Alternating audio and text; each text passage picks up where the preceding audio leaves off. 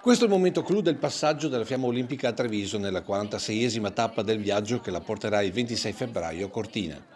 Arrivata da Stratuti se l'aspettavano davanti alla storica palestra CONI.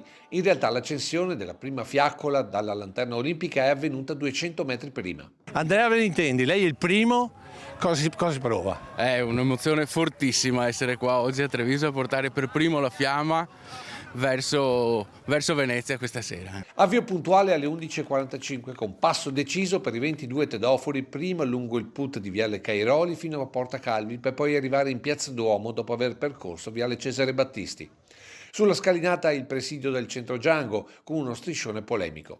Poi il passaggio in Calmaggiore per arrivare in Piazza dei Signori colma di spettatori.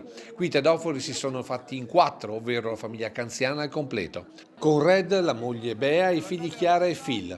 Attorniati da un mare di telefonini hanno acceso il braciere allestito in via Straordinaria a Treviso, pur non essendo punto di arrivo ma solo di passaggio della fiamma. Io sono felicissimo di essere con la mia famiglia in Piazza dei Signori, nella mia città, perché le Olimpiadi rappresentano anche questo, il rispetto, l'amore e anche un sentimento di pace che mi auguro che le Olimpiadi riescano a trasmettere in un momento come questo in cui tutti abbiamo bisogno di essere un po' più sereni. Per cui vi ringrazio di essere così in tanti. Noi procediamo il percorso perché l'abbiamo suddiviso in 2 tappe per venire ad accendere il braciere. Grazie a tutti e viva le Olimpiadi e viva Treviso!